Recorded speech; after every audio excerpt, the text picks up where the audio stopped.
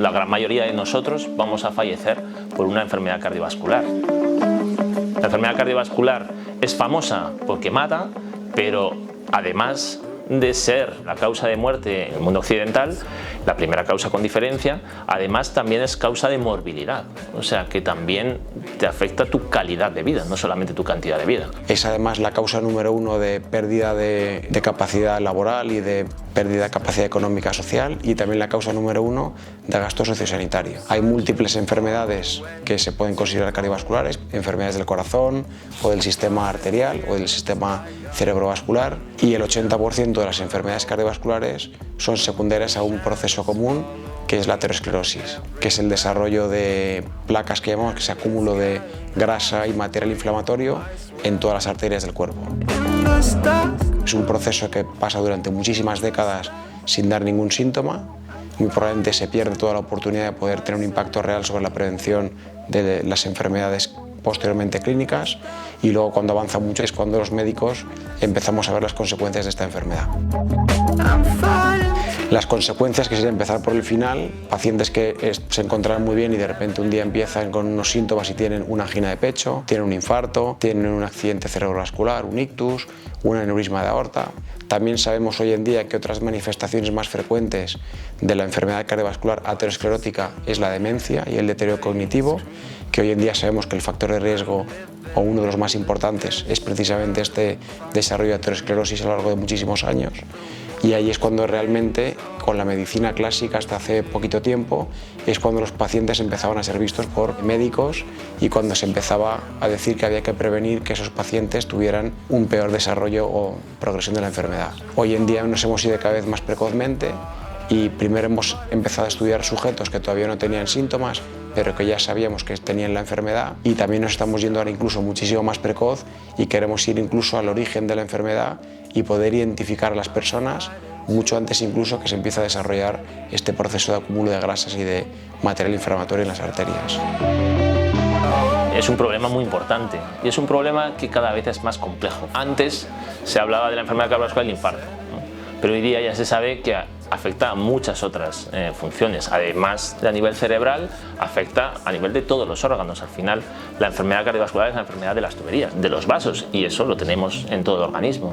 Entonces, si no cuidas, si no previenes, vas a tener problemas no solamente del corazón, también del cerebro, del riñón, de los ojos, de las piernas, de todas partes, ¿no?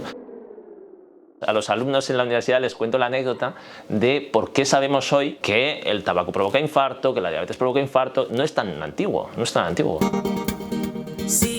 Roosevelt, el presidente americano, falleció por una hemorragia cerebral porque tenía la tensión muy alta.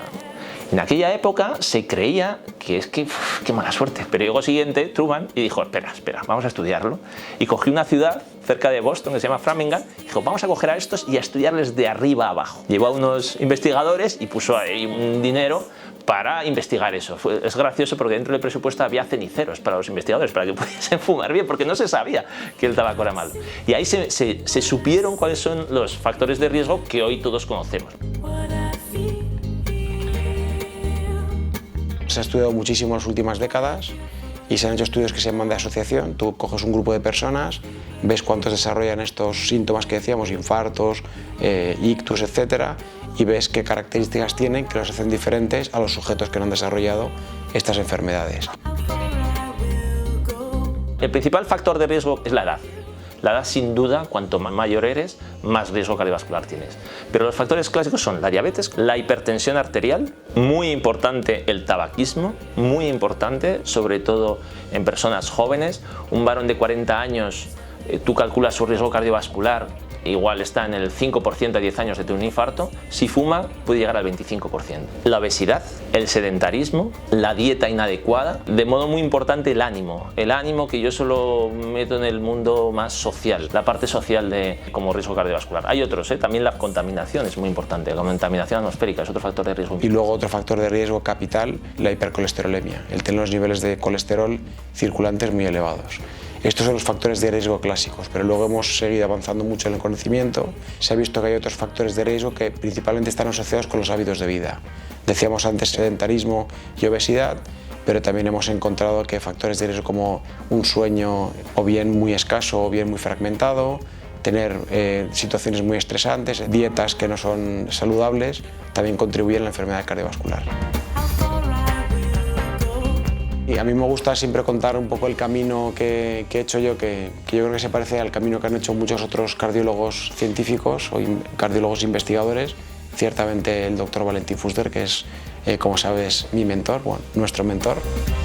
Yo soy cardiólogo intervencionista y trato pacientes que tienen la enfermedad aguda, pero cuando tratas muchos pacientes que vienen con un infarto, te das cuenta que realmente llegamos ya muy tarde y que solamente estamos poniendo parches. Entonces cada vez nos hemos ido más precoz y queremos, lo que decíamos antes, estudiar este proceso de aterosclerosis antes de que dé los síntomas. Y es cuando en el CENIC empezamos con un estudio de cortes que se llama el estudio PESA, que hacemos en colaboración con el Banco de Santander hace más de 15 años. Hoy en día es considerado el estudio más importante a nivel de prevención cardiovascular en el mundo. Qué orgullo y qué visión. Absolutamente visionario. Eso siempre el doctor Fuster ha sido muy visionario en ir 15 o 20 años delante de lo que era en la línea la clínica clásica. La clínica clásica. Y entonces lo que quisimos ver es coger población mucho más joven que la que se había estudiado, por ejemplo, en Framingham, y quisimos ver una población de edad intermedia, entre 40 y 55 años, cuántos de estos ya tenían esta enfermedad y no lo sabían. Hemos hecho múltiples descubrimientos. El primero de ellos que nos dimos cuenta es que habíamos llegado ya muy tarde, porque en esta población entre 40 y 55 años el 65% ya tienen la enfermedad subclínica. 6 de cada 10 personas ya tienen enfermedad cardiovascular a nuestra edad. Eso es, lo que pasa es que todavía no lo saben. Nosotros, gracias a utilizar tecnología no invasiva, hemos sido capaces de identificarla en las arterias del cuello, en las arterias de las piernas, las femorales, también el desarrollar la enfermedad de las coronarias. Y luego, entre los múltiples desarrollos que hemos hecho, hay uno que a mí me parece que es realmente alarmante, y es que hemos visto que en esta población aparentemente sana, de gente muy activa, laboralmente activos, de edad media, entre 40 y 55 años, hemos visto, gracias a estudios de PET cerebral, que hay una asociación brutal entre tener esta enfermedad subclínica, aterosclerosis en las diferentes arterias, y ya una reducción del metabolismo del cerebro, precisamente en zonas que luego se va a desarrollar el Alzheimer. Entonces sabemos que hay mucha gente que dentro de 30 años va a tener esta epidemia de deterioro cognitivo y que podíamos hacer algo si abordásemos la enfermedad de forma muy precoz.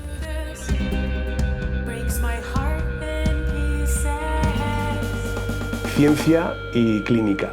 ¿Siempre quisiste ser científico y clínico? No, no. It all starts with a seed. Mi padre era médico. Yo creo que lo más importante que soy el pequeño de 7 hermanos. Entonces eso ya te dice todo, ¿no? Es pura resiliencia. Y el único médico, mi padre era médico y el único médico soy yo. Menos caso hicieron. Sí. Bueno, el mimado, entre comillas, ¿no? Pues al final llegó el 7º y fue médico. Y yo, mi visión de la medicina era la visión de mi padre. Mi padre era un médico clínico, un médico que ayudaba a la gente. En mi vocación está ayudar a la gente. Y veía la medicina desde un punto de vista no científico, pero cuando llegué a empezar la residencia y sobre todo en mi estancia posterior en investigación, cuando estuve 2 años en Nueva York, en el Hospital del Monte Sinaí, ahí es donde abrí un poco los ojos a lo que llamamos el proceso científico o el método científico. Hacer una hipótesis, desarrollar un experimento, tus métodos, resultados, conclusiones y visión futura. La parte clínica me llegó muy pronto, desde muy pequeño, pero la parte más científica me llegó tarde. ¿Cuál es la que más te gusta de las dos? La primera. Sí. La ciencia me apasiona. No cambiaría ni los mejores resultados científicos, ni publicar en Science, ni en New England, por la confianza que tienen los pacientes en el médico en la consulta. Yo creo que eso para mí es lo prioritario. Siempre lo fui, imagino que siempre lo será, aunque tiene sus sinsabores, pero me tira mucho.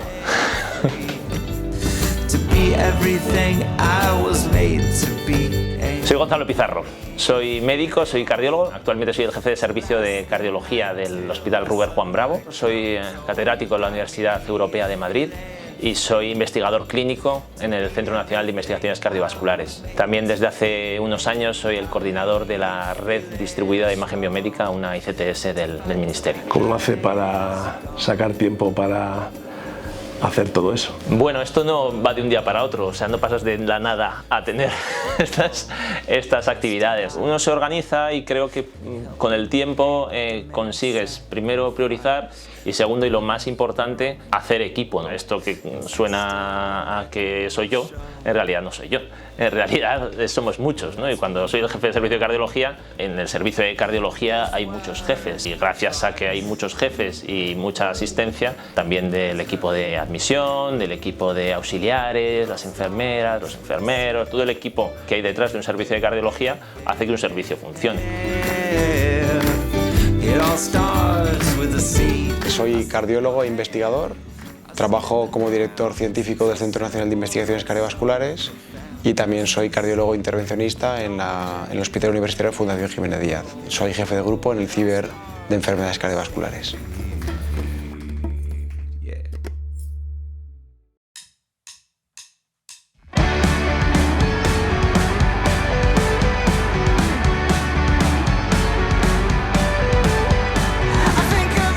Siempre he querido ser médico, no tenía claro que quisiera ser cardiólogo, tenía pensado desde muy joven que iba a ser traumatólogo como toda mi familia, pero luego me di cuenta que realmente mi pasión era la cardiología y muy al final decidí que iba a seguir mi pasión y iba a abandonar el camino fácil y dedicarme a lo que me gustaba, que era la cardiología. Muy prontito, empezando la residencia de cardiología, me di cuenta que quería ser investigador, porque también me di cuenta que los tratamientos que hacemos son un poco poner parches y yo prefería estar en el lado de desarrollar nuevos tratamientos que en el otro lado de simplemente aplicar lo que se desarrolla en otros lugares.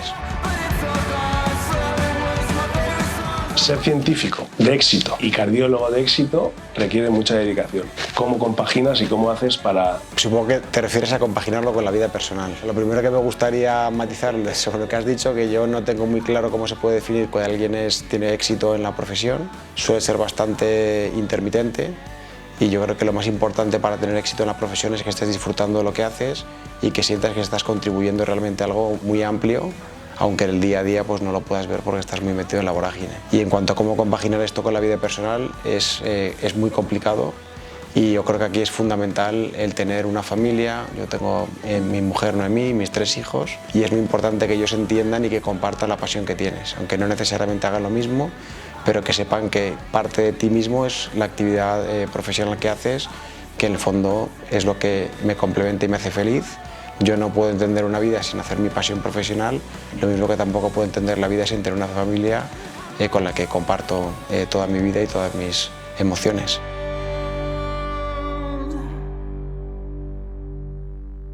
Yo he tenido la gran suerte para estar estables mi mujer Noemí, que llevo con ella muchísimos años, prácticamente desde que tengo uso de razón. Y es muy importante porque tener esta estabilidad emocional, esta estabilidad familiar, estabilidad personal, te permite luego poder desarrollarte profesionalmente, no solamente porque puedes hacer lo que te gusta, sino porque te puedes atrever a hacer muchas cosas, ya que sabes que aunque arriesgues al máximo en tu vida profesional, aunque todo vaya fatal, lo más importante que tienes, que es tu familia, la tienes muy estable. Y eso yo creo que te permite poder llegar mucho más lejos que cuando única y exclusivamente tienes la profesión, que si te falla la profesión no tienes absolutamente nada.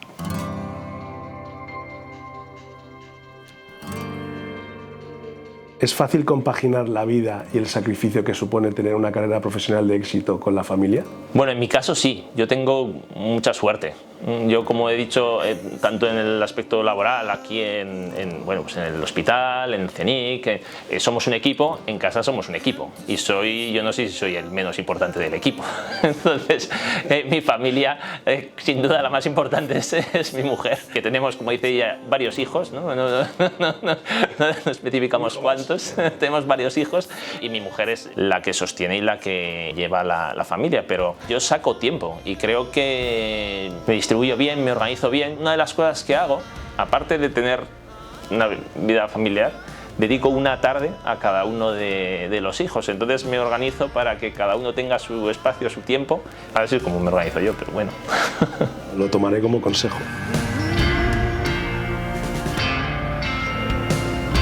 Pregunta del millón. ¿Estamos cerca de erradicar la enfermedad cardiovascular? No, estamos muy lejos. Sí, sí, estamos muy lejos seguro. Y para conseguir erradicarla hay que cambiar el concepto. Yo creo que el Centro Nacional de Investigaciones Cardiovasculares, el CENIC, que dirige el profesor Valentín Fuster y que el director científico es el doctor Borja Ibáñez, está centrado en eso, y esa es una de las áreas que más me apasiona a mí y que más orgulloso estoy de estar trabajando en el CENIC. La enfermedad cardiovascular empieza a los 20, 25, 30 años.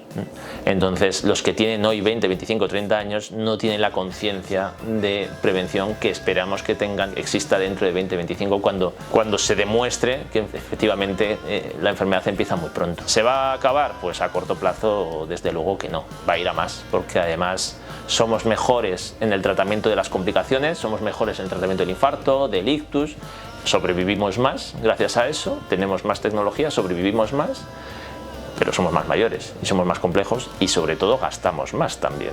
O sea que al final el tratamiento de la patología cardiovascular mejora, pero cada vez es más caro. Y eso los gerentes lo tienen muy en cuenta. Entonces el sistema es, como dicen, insostenible, ¿no? Sí. Pues es así, es así. O cambiamos el método, lo suele decir el doctor Fuster, dice, ¿no? Si te parece cara la prevención, prueba el tratamiento. Estamos probando el tratamiento. La sociedad está gastando miles de millones de euros en el tratamiento. Vamos a ir a la prevención, que es mucho más barato, y tendremos más vida y sobre todo yo creo que el foco está en la calidad de vida, mejor vida, ¿no? Porque la sociedad yo creo que pide eso, ¿no? Cuando tú hablas con los pacientes en la consulta te dicen yo quiero vivir bien, quiero no tener dolores, quiero no tener fatiga, quiero poder dormir bien. Hablando de vivir bien, ¿vives bien? Yo vivo muy bien, soy muy feliz. ¿Eres capaz de vivir bien? Sí, y tengo muy claras las prioridades y creo que el tiempo que dedico está dedicado a las prioridades. Estamos mucho más cerca de lo que estábamos antes, pero aún así estamos lejísimos. Por lo menos ahora tenemos un poquito más claro qué es lo que deberíamos hacer para erradicarla. De hecho, nosotros vamos a empezar en un programa continuidad del proyecto PESA que vamos a hacer en colaboración con la Fundación Novo Nordisk, cuyo objetivo final es erradicar la enfermedad cardiovascular, curar la aterosclerosis. Sabemos cómo se tiene que hacer, pero a la vez sabemos qué retos tan importantes hay. En el CENIC es uno de los únicos centros, yo creo que del mundo, que son capaces o que tienen la capacidad de estudiar desde molécula hasta humanos. ¿Cuáles han sido los avances o los hallazgos más relevantes que creéis que se han aportado en estos 20 o 25 años que lleváis? ¿Y cuál es el factor que ha hecho que esto haya sido posible? Primero, tener a un líder como el doctor Valentín Fuster, que es un absoluto visionario y que además sabe dónde quiere ir y cómo quiere llegar y hace muy bien los equipos. Luego otro aspecto muy importante que nos diferencia prácticamente de todos los centros del mundo es que realmente aquí sí que hay una colaboración muy estrecha entre investigadores básicos e investigadores clínicos. Esto es algo totalmente diferente a lo que se hace en cualquier centro del mundo. Y luego tener muy claras cuáles eran las líneas prioritarias que queríamos desarrollar. Y de todas ellas, que ahora mismo tenemos 6 programas que son muy potentes, que podríamos hablar en detalle, se pueden también visitar en la página web, pero muy probablemente donde más impacto vamos a tener va a ser efectivamente en lo que hablábamos antes del impacto de la prevención cardiovascular. Hoy en día tenemos claro que los sistemas sanitarios no son capaces de tratar la enfermedad. Está aumentando tanto la enfermedad cardiovascular como otras patologías que va a ser imposible atender a todos estos pacientes con el sistema que tenemos y claramente hay que sacar la medicina de los hospitales. Por un lado, pacientes que ya llegan tarde y que sí que tienen la enfermedad, hay que ver cómo se les puede atender en un entorno que no fuera hospitalario. Esa monitorización remota, monitorización incluso en sus domicilios es muy importante, pero incluso nosotros pensamos en un futuro en el cual ni siquiera todo esto fuera necesario porque seríamos capaces de prevenir gran parte de la enfermedad cardiovascular. Nosotros pensamos que tenemos que llevar la prevención a edades tan tempranas como a partir de los 18 años y queremos que todas las intervenciones que hay que hacer, que hoy en día se hacen a partir de los 50 años, tratamiento de colesterol, de tensión, etc., precisamente hay que empezarlo a los 18 o los 20 años e incluso, aunque solamente fuese unos 15 o 20 años en tratamiento, esto va a ser suficiente para evitar que las personas desarrollen toda la lista de enfermedades que hemos hablado antes.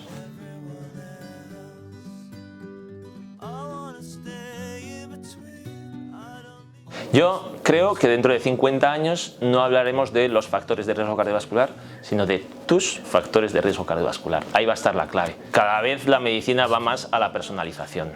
Entonces, dentro de poco sabremos que la obesidad es muy mala, pero para ti en concreto es malísima, ¿no? Yo creo que la evolución irá a eso. Por un lado, a la prevención y cada vez más a la individualización, o sea, no todo el mundo es igual. Por otro lado, a la detección precoz, y para eso es fundamental la tecnología. Aquí tenemos la ecografía. Yo creo que la ecografía, que es una tecnología inocua, muy accesible, que está muy cerca, a pie de cama, como decimos, y que tiene un potencial enorme, nos va a servir para detectar precozmente la enfermedad y para tratarla cuanto antes.